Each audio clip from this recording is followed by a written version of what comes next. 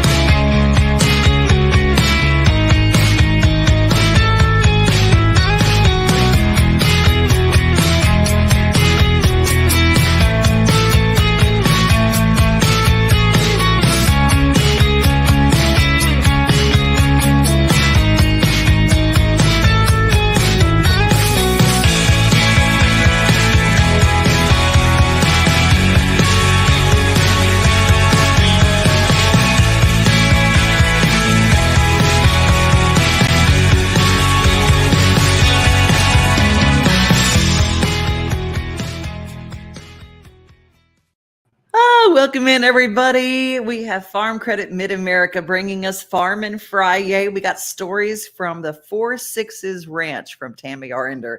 She's down in Texas, and if you're a fan of Yellowstone, you know that one of the sequels is 4 Sixes. What is the story behind 4 Sixes? She's got it coming up. Plus, we're going to go to a farm with a singer that you know as Sammy Sadler wrote the book about the murder on Music Row. And what a story. He's got a special coming up on Court Television. He's got a brand new single out. Plus, it's hot in the Texas heat. And what do you feed cattle on his ranch when it's hot outside? Turns out oranges. We've got all that coming up. But first, we're going to see somebody that you met a little while back, a Missouri boy who has got a brand new song that just debuted today. It just dropped this morning. So we're going to share. Matt Jordan is with us. Matt, how are you, my friend? I'm good. Good to see you again. How are you doing? I'm so thrilled to see you, and I love the new song. Thank you. I absolutely love it.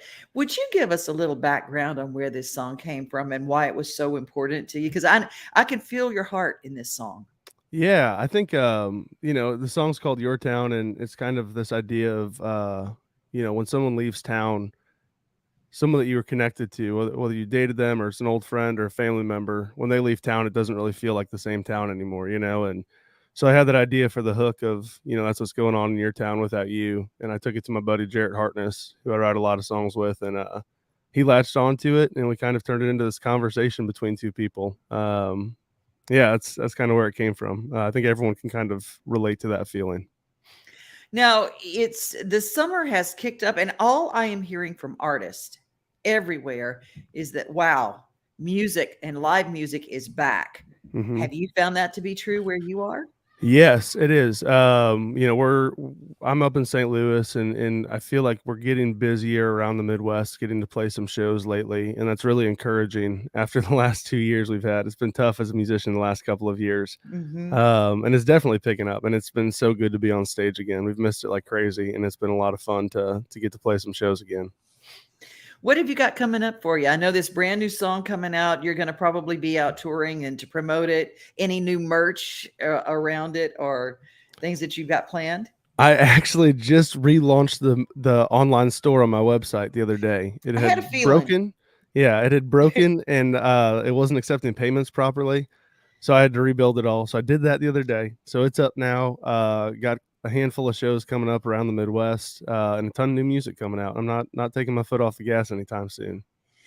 Matt, you have this wonderful delivery that, people, Missouri is truly heartland. Where mm-hmm. you are is the heartland. It's right in the dead center, and it's this melting pot of music. And where you have this heartland kind of country sound, you have this sound of blues and St. Louis blues that comes in with what you do. Who influenced your vocal style? Oh man, Bruce Springsteen and John Mellencamp, primarily. Bob Seger, Jackson Brown, Tom Petty, all the American rock guys, all the heartland rock stuff. That's what I grew up on. It's what I still listen to this day. From a writing standpoint and a vocal standpoint, those are my heroes for sure.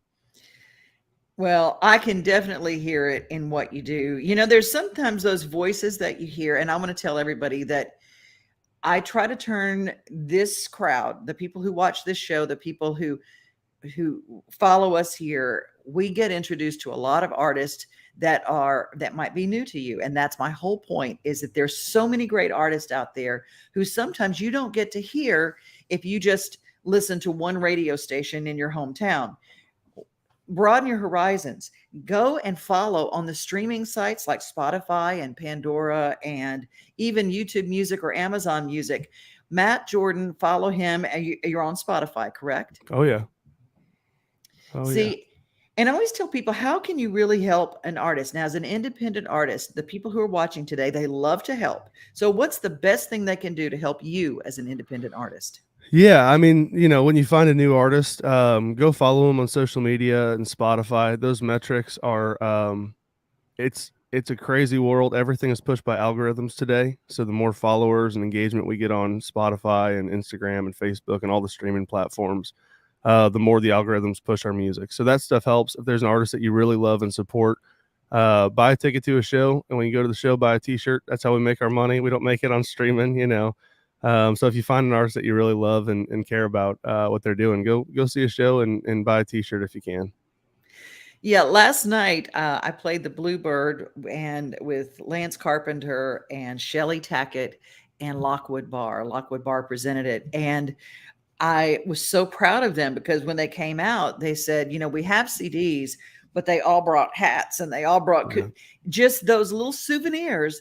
Really help an artist. So if you want to help an artist, tell them what your website is so they can go, and we want to check out that new store and buy something from you today. My website is mattjordansongwriter.com. And when you get there, there will be a tab that says store, and I've got a couple t-shirt options, and I'm adding more stuff soon. I love it. mattjordansongwriter.com. And this is the brand new song, speaking of songwriter and following right along in the footsteps of those great American rockers. I love your sound, Matt. Thank you so much. I told you that the last time. It's just like, I'm a follower. And today this is our motto here on the show, FSS, follow, subscribe, and share. If you can do those three things with this video today, we're going to boost those numbers up for Matt. It means the world to me. Thank you. Thank you, Matt. You have a great rest of your day.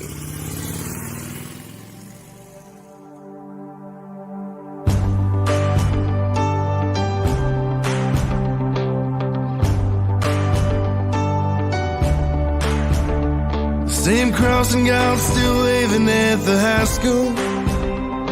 That light still flickers on John Hampton Drive. If you ain't in the stands by starting lineups, it's still hard to get a seat on Friday night.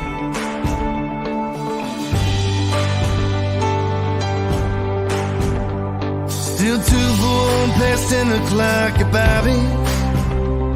That cover band still plays the same old set. They still can't hit the high notes on low places, but after all this time they still don't know it yet. Nothing's changed, nothing's new, but nothing's the same since it cut loose. I know you gotta run like you always do. That's what's going on in your town without you.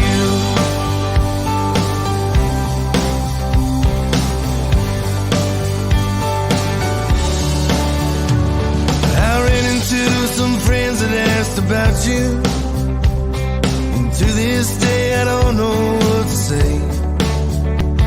I took the long way home again this evening, still somehow found myself down memory lane. And nothing's changed, and nothing's new, but nothing's the same since it cut loose. I know you gotta run like you always do. That's what's going on in your town without you. Sun comes up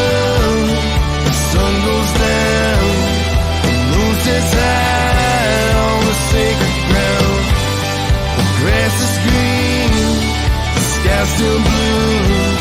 I'm still alone, yeah, I'm still missing you. I know you gotta run like you always do. That's what's going on in your town without you.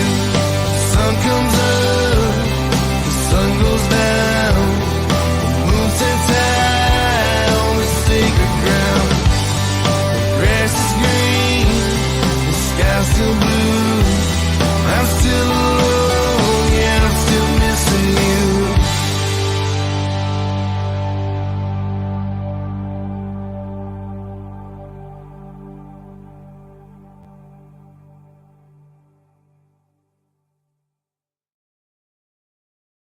MattJordansongwriter.com. Oh my lordy.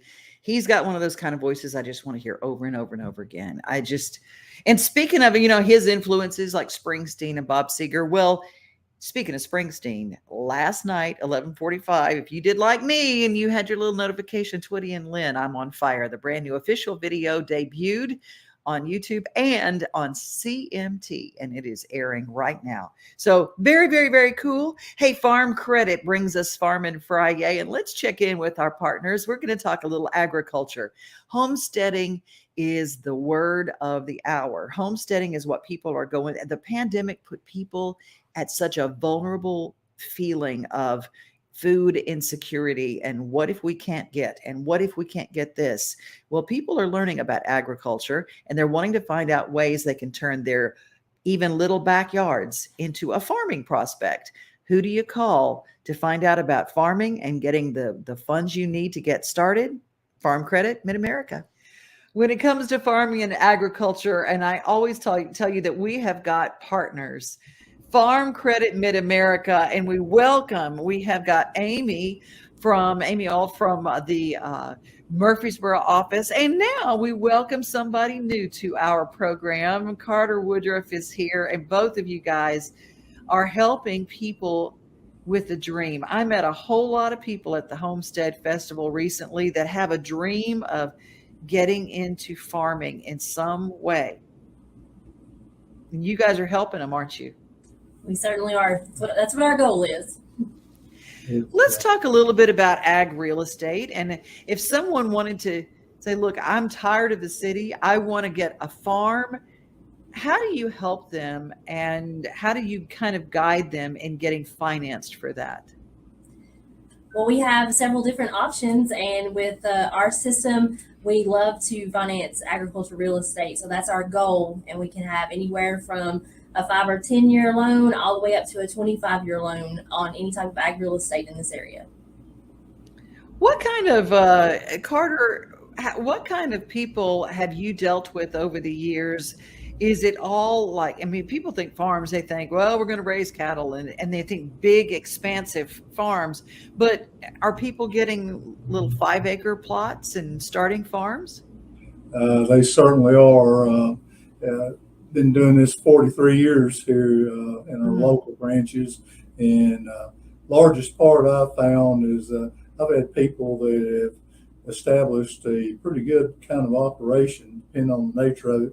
Something that was very intensive. They only had 2 or 3 acres, all the way up to thousands of acres, So the options there, it just it kind of boggles your mind time to think. And I think the average person doesn't understand, what's out there for people. But we see it in every kind of scale too. It doesn't have to be, largest part of people Amy and I deal with or part-time farmers versus full-time farmers, and man, that scope, it goes from little bitty to big and everything on the sheet as far as in all the years that I've been around farmers, I've never met a part-time farmer. It seems to take over your life from the time you get up to the time you go to bed. It's early to late and all parts in between. And Amy, you have a dairy and you're working with dairy cows.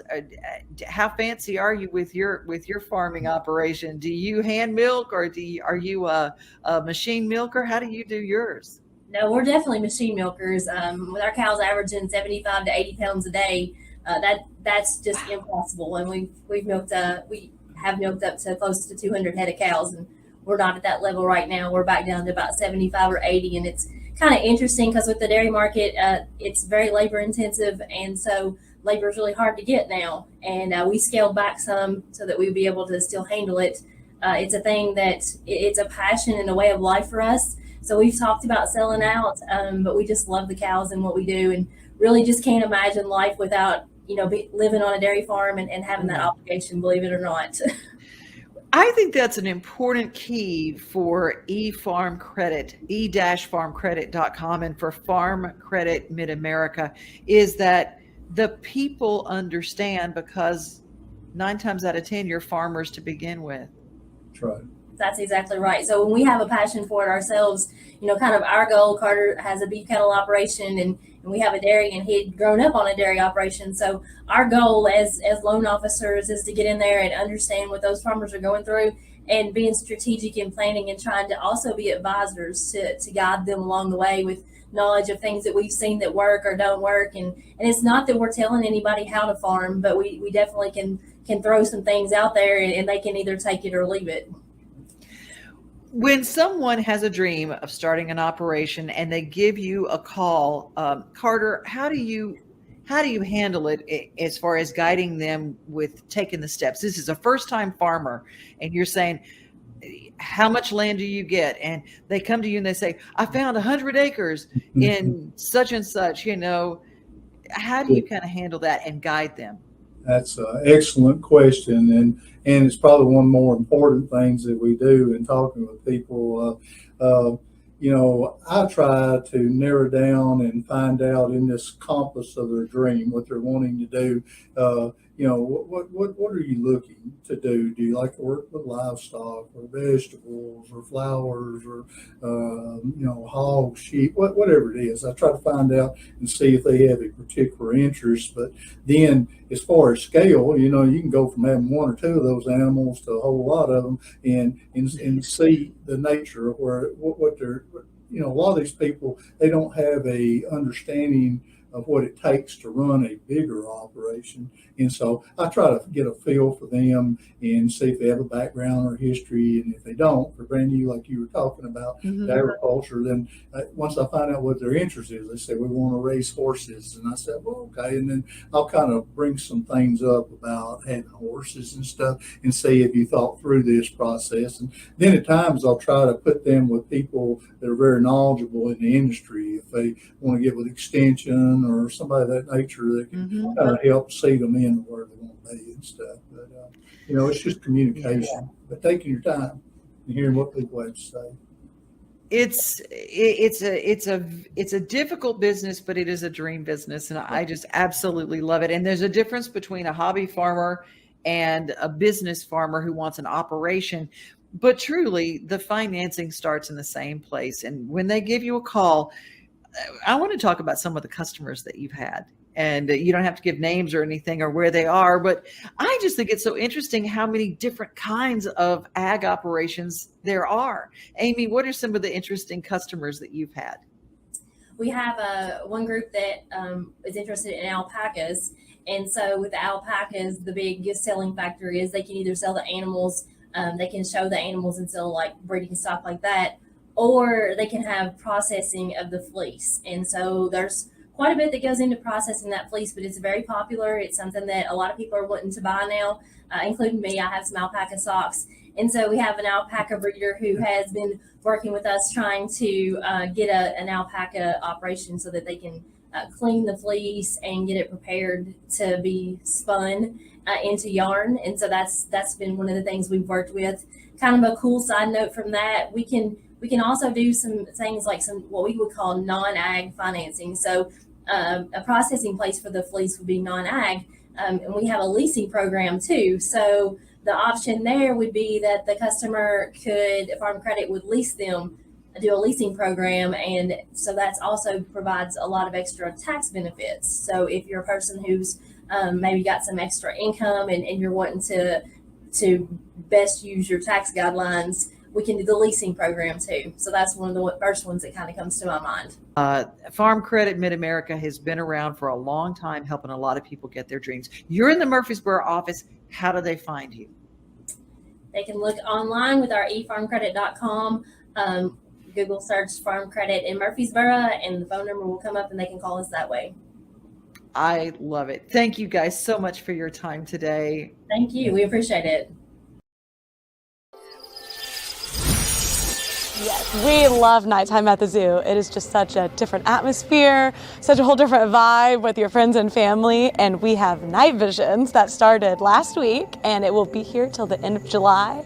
And NightVisions, we describe it as a mind-bending, dreamlike experience. It's kind of your experiencing different light shows paired with unique music and just something like you've never seen before. Most of our animals are in their nighttime quarters and they're sleeping for the evening. However, we do have our flamingos that will be out for the duration of the event, the entire time it's running. And we also have our Unseen New World exhibit, which is home to our reptiles, amphibians, some mammals that will be open about an hour into the time of NightVisions. We start about 7:15, 7:30, and it ends about 10:30, but it will get even later into July. We'll stay open until about 11:30. We do have adult beverages. We have beverage carts along the path as guests are strolling, checking out all those cool night shows, our night scenes. You can get beer, margarita, and some seltzers and just have a good time. We have our food carts open, available for snacks like pretzels and popcorn, and we do have our dining options available as well. So admission to NightVisions is $19 for kiddos and $23 for teens and adults.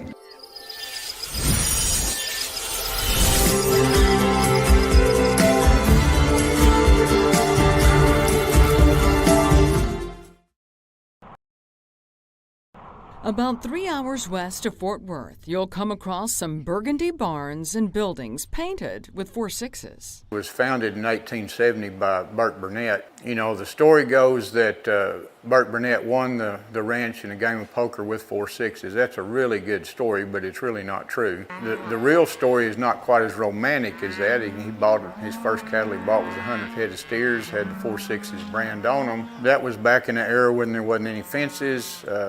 You know, and so cattle theft was a little bit of a problem back then, and so the 6s was a brand that would have been hard to alter with a running iron, and so he bought the brand.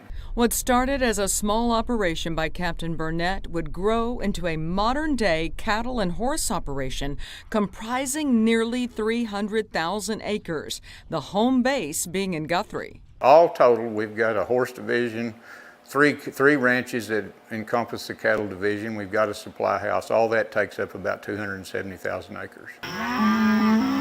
It's still very much a working ranch. Cowboys are involved in raising cattle from birth to plate. Each day, wranglers are checking herds for sick animals who may need medical attention, checking to see who's pregnant, or for those ready to move on to the next stage. Those who live and work on this ranch are pretty much 30 miles from nowhere, so they do their shopping here at the supply house on the ranch. Just what it says is the supply house, and it's been here since the 1900s and was the supply house for the ranch, you know, where the cowboys would buy their basic needs, flour, sugar, coffee, and, you know, like maybe some tack and stuff like that, and it's been here ever since. And since the 4.6s was featured in the show Yellowstone, it's become a destination for tourists. Well, I hope that they see the kind of life we are so fortunate to live here, the way of life we have here, the ranching way of life, and I hope they get to take a little bit of that home with them in that souvenir, you know, the cap or the t-shirt, and you know, we're friendly to everybody and try to visit with them and see where they're from, and hope that they get to take that home with them. While cattle is what birthed this legendary landmark, the addition of the horse division took it up a notch. For 40 years, Dr. Glenn Blodgett has been part of that growth and legacy. He was hired by Burnett's great-granddaughter, Ann Marion, to come here and really develop the horse program primarily, and of course at the same time be a ranch veterinarian and has animal health responsibilities for both cattle and horses, but the reason she hired me was to kick this horse program up to a new level. So Dr. Blodgett did exactly what Ms. Marion asked. He developed a reputation of his own for breeding some of the best performance quarter horses in the country. We stand about 30 studs. Most of them are customer horses that they stand here, and we collect those studs and freeze the semen, and then we breed over 1,200, between 12 and 1,800 customer mares a year during breeding season. That's AI and embryo transfer. So technology has allowed the 4/6s to expand its market exponentially, something Dr. Blodgett is very proud of. What do you think the legacy is, and what does the 4/6s mean to Texas as a whole? Well, I mean, it's just a part of history, a part of the Western history, part of the development of beef cattle and horse production, preserving the land that we all live and cherish.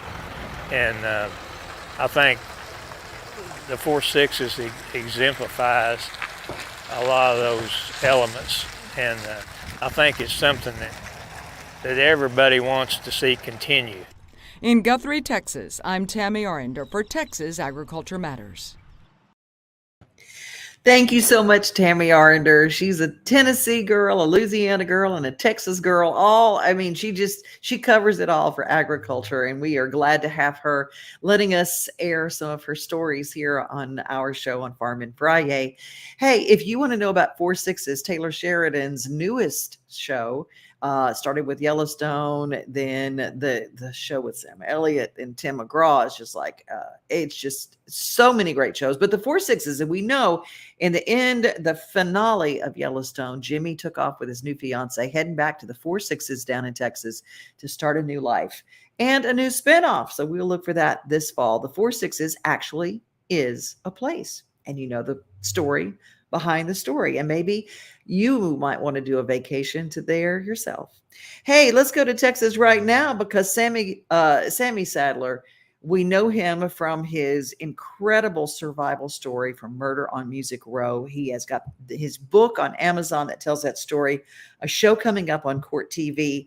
But in his day-to-day, he's taking care of cattle on his own little piece of land. Well, here we are in the hot Texas sun. It's about 100, 101. I got a little bull and the big boy right here. He's about 2,000 pounds. If you see the oranges, they love oranges. Check this out. Come here, big boy. Here, boy. Look here, 2,000 pounds. He loves oranges. Then here's a little one there. Here's Buster. He likes oranges. This is what we do about every couple of days. Feed them. Come here, Buster. They love these oranges. She's a little scared, but he ain't. Well, they love these oranges now. Buster wants one. Buster. Here. Here. Here, boy. Yeah, he's getting finicky. I'm gonna get ate up. Here. Here. There you go. One's eating my arm up. Here. Man, these guys. This is what we do in Texas. We feed cows and bulls and everything oranges. Hope everybody's doing good. We'll see you soon, guys.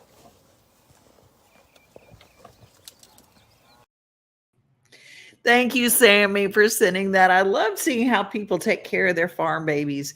You know, I mean, you might be raising beef cattle and whatever, but I tell you what, everybody loves their farm animals. It just happens. And I've got little baby chickens on my farm. I don't know. Let us know in the comments what you've got coming.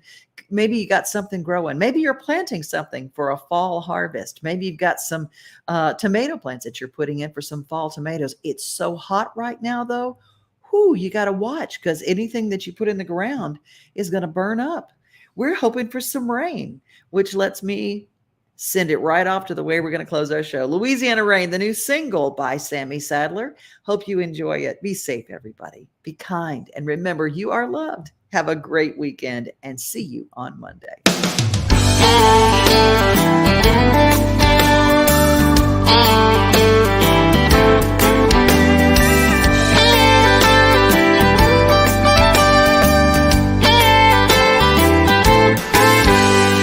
dog can't swim and the river's high. The bridge is out and we can't get by. The levee's in for an awful strain. Ain't nothing like a Louisiana rain. My lady lives south of Baton Rouge. The power lines won't let me through.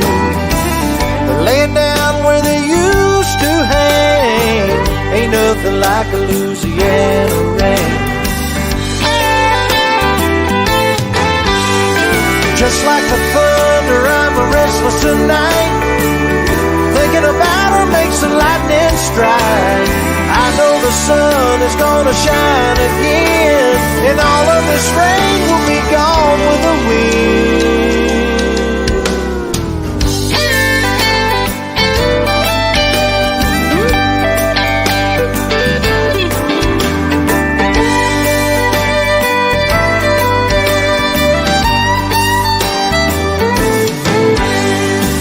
Wish I was working on the Delta Queen, then I'd be floating up from New Orleans, straight to her arms where I feel no pain.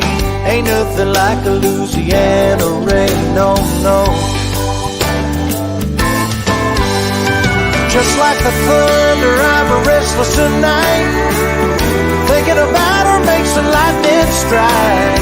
I know the sun is gonna shine again, and all of this rain will be gone with the wind.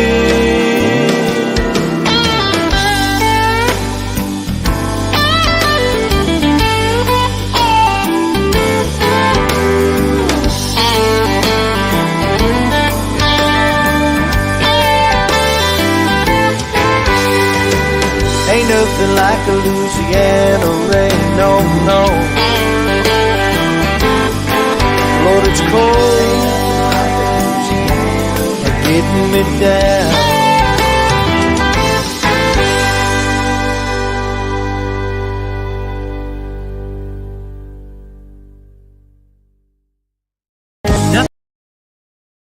Nothing like the sunrise with your coffee in the morning, or taking a good book off the shelf. Another thing I love the most than being on my own is together with everybody else. Together, like it's early Sunday summer. Together, on my front porch with my friends. Together with who's ever there, standing next to me. Yeah, together is my favorite place to be.